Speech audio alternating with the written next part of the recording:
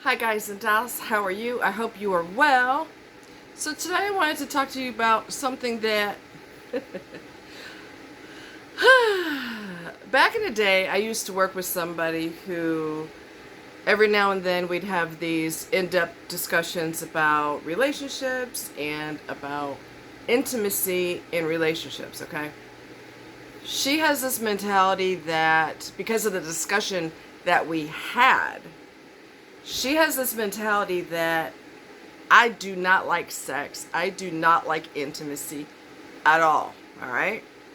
So I'm going to clear the air on that discussion because it's not like we had the time nor the opportunity to go into more detail about that. So I was fake engaged to somebody, and I say fake engaged because this person had no intention of being involved with me, even though we were supposedly engaged. He had got me a ring, okay? But he wasn't serious. He is in love with his mother. He is involved with an emotional, incestuous relationship with his mother. That does not mean he's being physical with his mother, but he isn't an emotional incestuous, meaning they're enmeshed. He can never be with another woman. His loyalty is to her. He would live and die for her. Everything he does revolves around her. He's in his 40s. He lives at home. I talked about this before.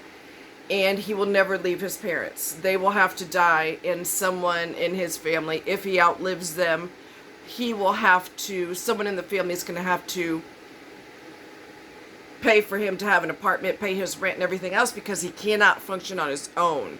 This is what happens when you are surgically attached to someone else in an unhealthy manner. This isn't love. This is sick and twisted and demented. All right? A mature relationship with your parents means you can't wait to get your own place. You can't wait to have your own freedom. I love you, mom and dad, but I gotta go.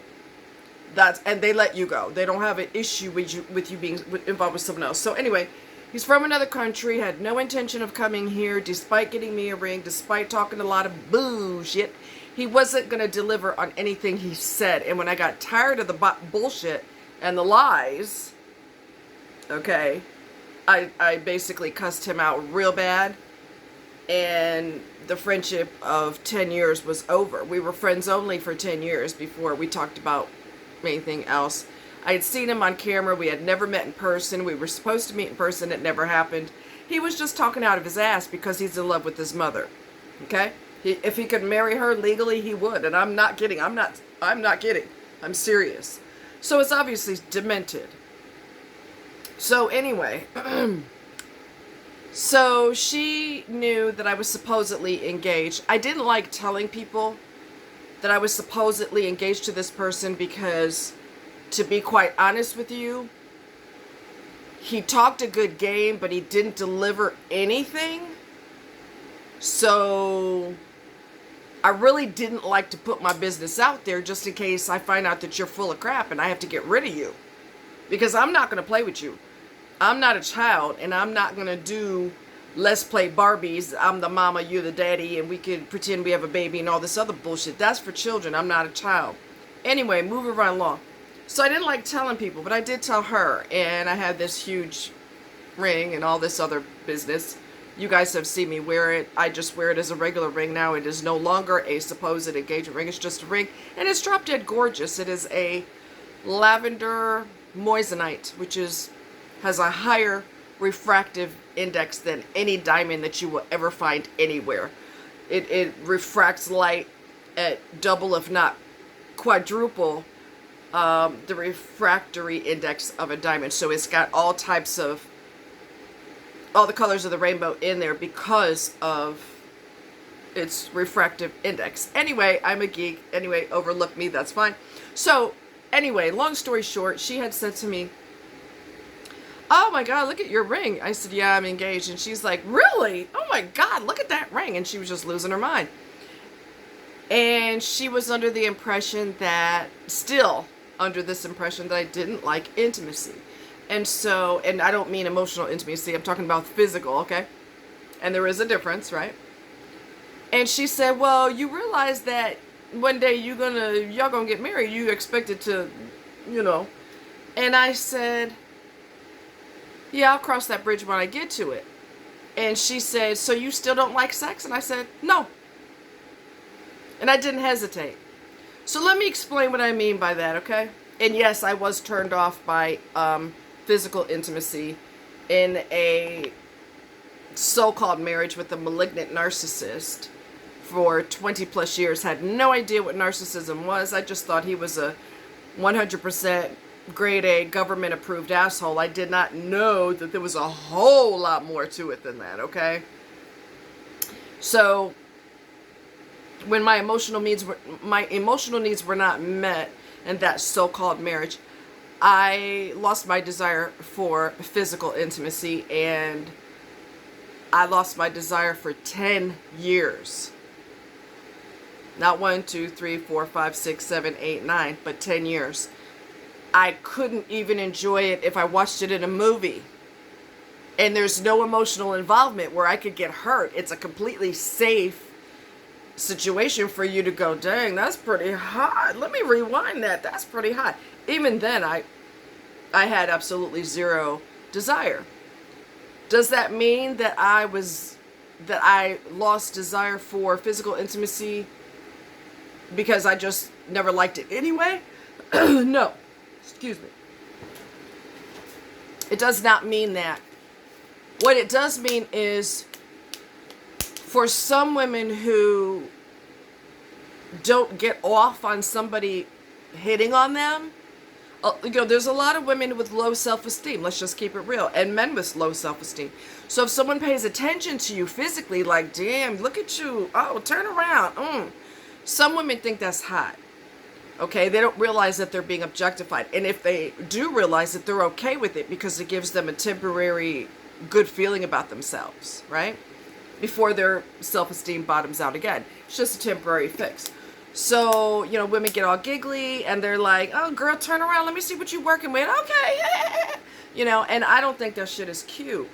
I don't like to be objectified. I have never liked being objectified. And in the situation of you're involved with or so-called married, whatever that means, because it wasn't a marriage, it was him using me, but we won't go there. In a situation where you're married on paper and your partner doesn't protect you emotionally, the last thing you want to do is be intimate with them sexually. Why would I want to do that? You don't care about me when my clothes are on. Why would I take them off? That's just stupid. Okay?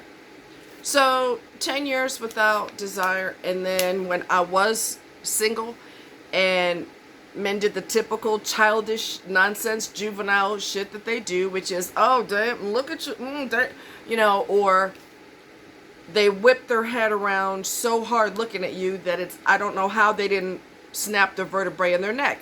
I never found that cute. I never found that attractive. Never. So yes, when you realize that everybody who's hitting on you only has one thing in mind, and that's to spread your legs, you don't want sex. You don't want them looking at you. Don't hit on me. Don't look at me. Don't express desire for me. Don't do shit. Because when I'm in a relationship with somebody, especially a narcissist, they eventually lose desire for you anyway. And the desire that they did have is just to get their cookies off. It's not because they love you. It's to use your body as a masturbation tool. I said it. They're using your body to masturbate with. Okay? They're no more connected to you than the man on the moon. So, yes, that's even more of a turnoff. So then you have, and I've talked about this before. So you have guys that are out and about in the street and in the store or wherever you happen to see them, and they're looking at you like they're trying to take your clothes off with their eyes, but then the person that is supposedly your quotation marks partner, they won't even do that. Yes, you lose desire. Okay? It's called self-protect mode. Nothing about intimacy back then and when I was single, none of that was safe for me emotionally. I'm going to give you a scenario where another narcissist used her let's see, like her physical weakness against her. And what I mean by that is there's parts of your body, let's just keep it real, we all are over 18, okay? There's parts of your body that if somebody kisses that or touches that, you're like, oh, you know? And this couple was married and he was abusive. I don't know them personally, but I know of them, okay? She was detaching from him because he was abusive, and she was done with it, and she was completely turned off by him, and she was contemplating leaving him, and he knew that. All right?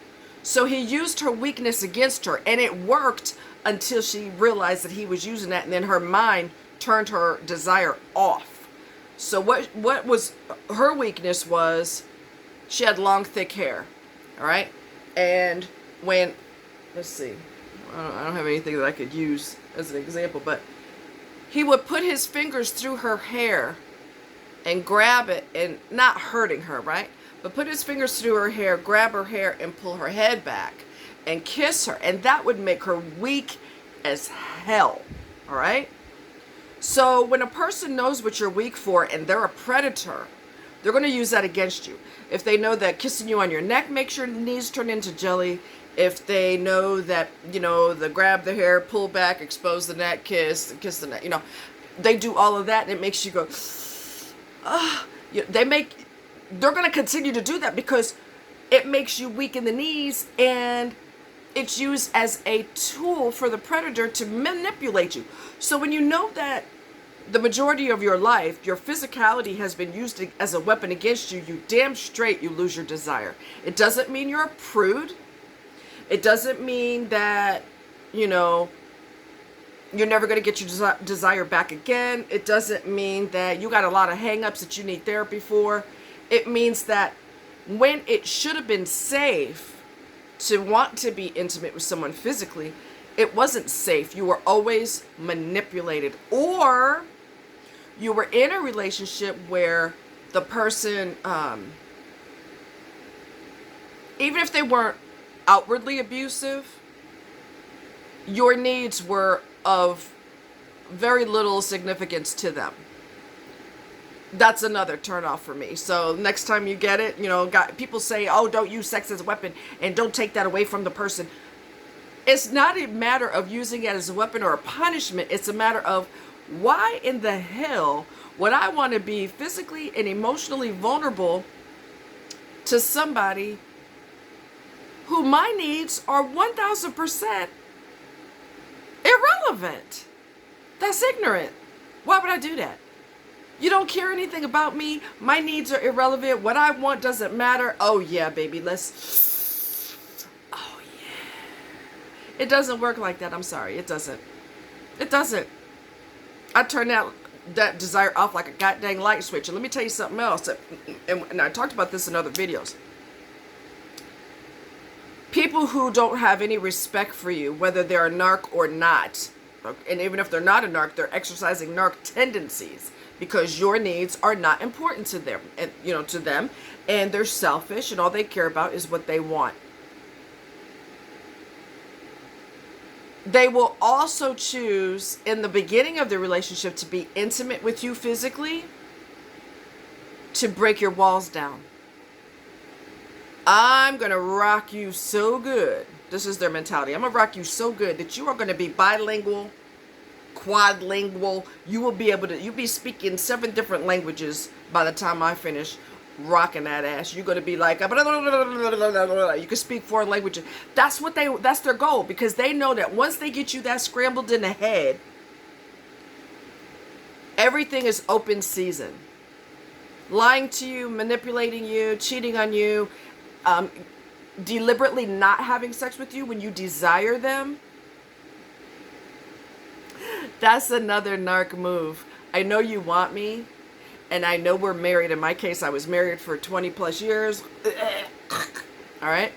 To a malignant narc, like I said. Anyway, so this individual predator who is using you until they're tired of losing you, and then they emotionally withdraw. But they will also decide, once they get you hot and bothered and get you hooked on the physicality, I'm going to decide if and when you get it. So when you come on to me, I'm going to say, no, I really don't want to. I'm tired. I have a headache. I don't feel good. I got to get up early in the morning. Now, when y'all first got together, I don't care if that person had to go to bed and a half an hour later they had to go to work. They didn't mind knocking them boots, as we used to say back in the day. They didn't mind tearing it up because this is all part of the plan. So the fact that I'm not going to get much sleep is okay with me because I'm going to rock those boots and I'm going to make you get all in the head. And when you do that, I know I got your ass. So when you desire me later on, when I'm playing my narc games, when you desire me later on, I'm going to push you away. And in some cases, not in my case, but I know people that have been through this also, where their partner, knocked their boots, rocked their world and everything else, partner, husband, spouse, wife, whatever, long-term partner, whatever the case is, same-sex partner, domestic partner, whatever the hell it is, partner period, okay? They can't wait to tell you, I don't feel good, I'm tired. All right? They can't wait to do that. See, I'm the type of person, and I'm going to just tell y'all straight up, okay? I'm the type of person, quit laughing, it's not funny.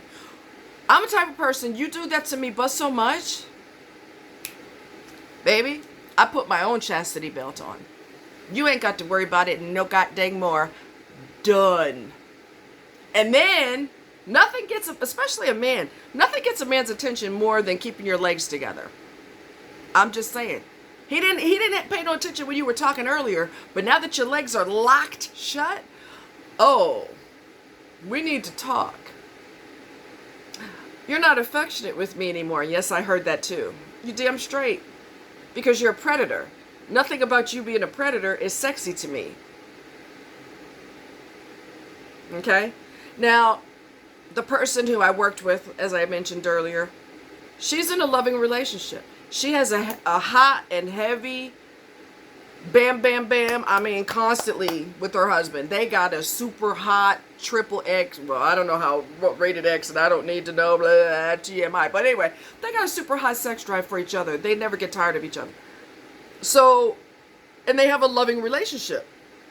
So to a person like that, they're kind of confused as to why you turned off by sex. Because I don't have what you have. I don't have a loving partner who's not a predator at that time. I didn't have any of that. Okay?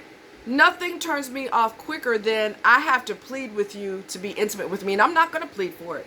You want to act like an asshole and you want to put me on ice? I tell you what, sucker.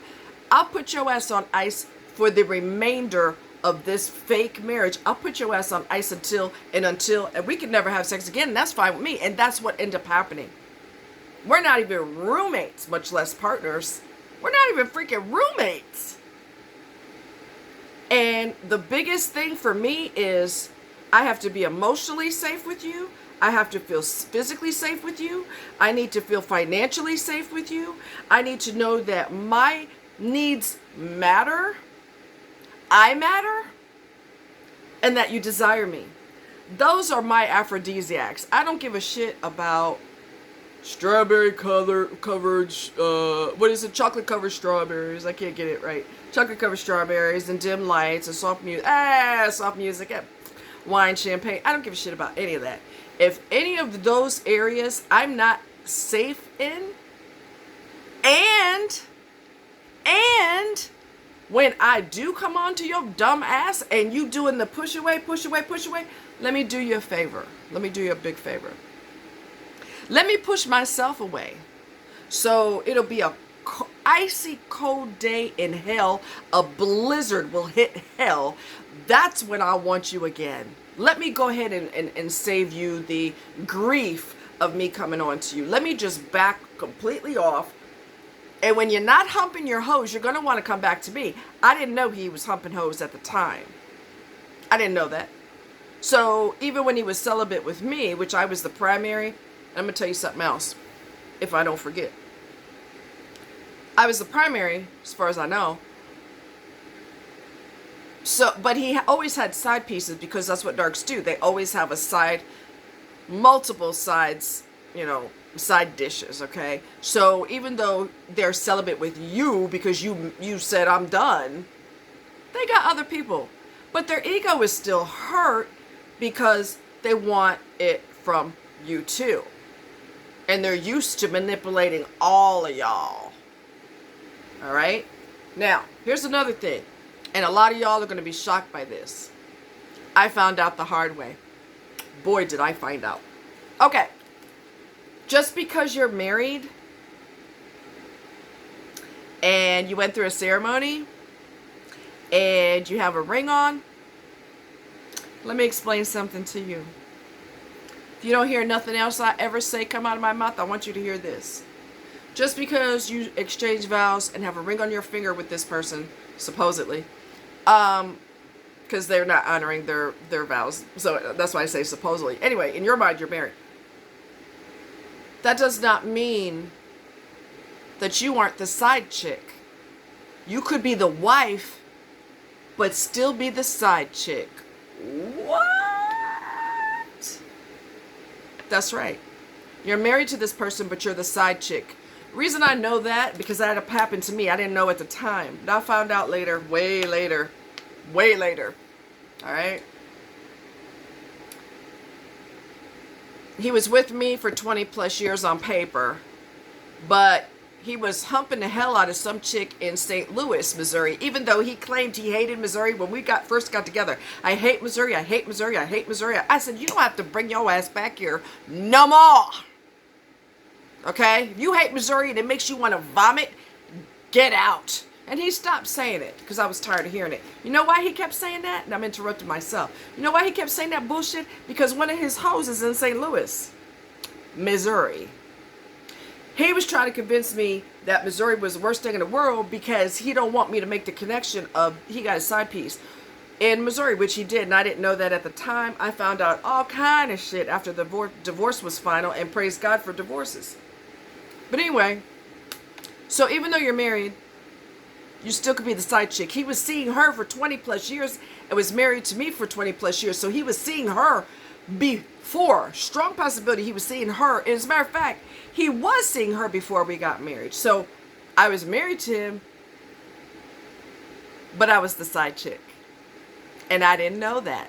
So a wedding, people think that a wedding is sanctified and it's a ceremony before God and no. Don't get that fluff in your head. You know how there's peanut butter fluff? Don't let that fluffernutter fluff. It's basically marshmallow that you can spread on bread, okay? Don't let that fluff get in your head. Do not let that fluff get in your head. A wedding doesn't mean anything if that person does not respect you and doesn't respect your vows. That is just pomp and circumstance. That is just a ceremony that they do. And they probably feel like, we got married back then. We didn't get married after that. Every consecutive day after that for year after year after year. We didn't get married every day. We just got married back then. Just that one day. So that don't mean nothing to me. It didn't mean nothing to them ever. So you need to get off of this thing where we're going to get married and they're going to treat me better. We're going to get married and this is going to be sanctified before God. No, not necessarily. As a matter of fact, let me hit you with this. If they were acting like an ass before you got married, once you get married, they get worse. What? Once you get married, they get worse. That ring don't mean nothing. All it is a permission slip to continue to cheat. You knew I was cheating before. I didn't know he was cheating before we got married. All right, or else it would have been a wrap. It's a permission slip. You let them cheat beforehand. You let them hit you, scream at you, cuss you out, tell you you ain't shit, your mama ain't shit, both of y'all are whores, or whatever they done did or said. Whatever terrible behavior, physical abuse, mental abuse, any neglect, coming home whenever the hell he feels like coming home, if you have the misfortune of living with the bastard or bitch before you got married to them. you get married to them, that's a permission slip to continue to get worse. So don't let that stupidness in your head, that Walt Disneyland in your head, that we're gonna get married and they're gonna treat me better, and I'm gonna be so proud to say that I'm married and this is my wife or this is my husband and this beautiful gown and tuxedos, baby. That is just pomp and circumstance. It don't mean nothing. All right? It don't mean nothing. Strictly pomp and circumstance. Don't let all that glitter, all that glitter fool you, and all that stupidness in your head that society feeds in your head. Oh, diamonds are girl's best friend, which there's no value in diamonds, okay? We won't have that conversation right now, but there's no value in diamonds. I would never have a diamond again. If I ever got engaged again, I don't want another diamond. Don't take that and shove it somewhere. I don't want it. Bring me another, what's it called? Whatever the hell it is. Anyway, the stone I talked about earlier, I can't think of it now. Anyway, my brain is happens when you get old. So you could be married and be the side chick. You could be married and be the side chick. And I had a friend who, I'm gonna get off of here, but she was involved with this guy, interracial couple. She's chocolate and he's white, okay? And he is strictly country to the hilt, okay? With that southern accent. And anyway, they lived together, they got married, and he decided he wanted a divorce. Well, they still laid. They still did that too. They still lived together, and she was still having sex with him, and he was calling her the N-word every opportunity he had. And I said, you need to stop being intimate with him, because as long as you are still being physical with him, you can't think straight. Your hormones are blocking your common sense. Did she listen? Nah. He cut the brake lines in her car. Did she leave him? Mm-mm. Mm-mm. And I hate to go there, but y'all know me, I'm going to go there. Sometimes you have to lose your life to get a clue. And by then it's too late. Everybody done warned your ass and you didn't listen. So now you lose your life. Because she's lucky. Cut the brake lines and she survived. She's lucky. She still stayed with his ass. So she's waiting to get killed. And he'll probably do it one day. Because you're not getting a clue. You'll get a clue when you're in a box. But it's too late then. So, anyway. Yeah, what did I say that stone was? What I said earlier, something-ite? Oh, God. Whatever I said earlier, that's the kind of stone I want if I ever got engaged again. Don't bring me a diamond, I'll smack you in the head. So, they have no value. And De Beers is the company that made endless amounts of money with their diamonds are girl's best friend, and they're so rare, and they're not rare. That's a lie. That's a lie. That's a lie. That is a lie. No. They're not rare. The only ones that are rare are the ones that are exotic colors. Yellow, pink, blue are kind of affordable depending on where you get them from. Black, purple, those are rare because they're rare colors. Did I say yellow? Anyway, those are rare. But clear diamonds, come on. Nah. I'm gonna look for something, cause hold on a minute. I'm gonna go down here. I'm having a little forgetfulness and it's driving me insane.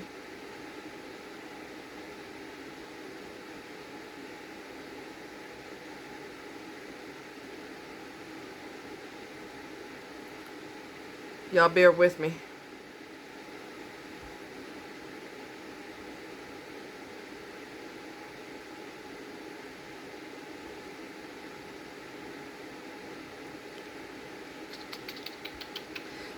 Moissanite. I'm telling you, that was driving me crazy. The stone that has the highest refractive index is a... Oh God, there's like a whole lot. But anyway, hematite, cinnabar, prostate. But anyway, those are not what you would wear as an engagement ring anyway. So they are a 9 on the Mohs scale, if I'm not mistaken. They're a 9. Only a diamond is a 10, meaning the hardness of the stone. All right. So yeah, moissanite. I never want another diamond. Nobody's gonna rip me off, making me pay $1,200 to $1,500 for a piece of junk again. That's just me. But look at De Beers. They became multi-gazillionaires off of that lie. Diamonds are girl's best friend. They're beautiful. They're just like you. They're beautiful. They're rare. They're lovely. They last a lifetime. On and on and on and on and on. No. Give me a moissanite or don't talk to me ever again. I'm just saying. But anyway, I don't know if that'll ever happen for me. But if that was in the cards and that was something that was my destiny, then I never want another diamond again. They don't mean anything. They have like zero value. And if you don't believe me, try to sell it. One that you have that's in pristine condition, try to sell it to a jeweler. They're not going to give you anything for it because it's not worth anything. Now, if you have diamonds that are, you know, went through your family line, it's your great grandmas, and you want to incorporate that into your wedding set, that's a different story. But so far as going out here and getting robbed blind, spending astronomical dollars on a stone that doesn't mean any, that it doesn't have any real value, I wouldn't waste my time if I were you. Unless you just feel like you have to have it. But you're going to get robbed financially. And you could get a moissanite on Etsy for almost nothing. In fact, that's where my fake fiance got my ring from. He got it on Etsy. So, anyway. Yeah, so that's the story there. I hope you guys are well. That was killing me that I couldn't remember the name and I said it earlier. Quit laughing, it's not funny. I'm senile. Y'all, put me in a good nursing home and preferably one that's right on the beach. Because I want to go to the beach every day. Is that cool? Love you guys. Take care. Talk to you later. Bye.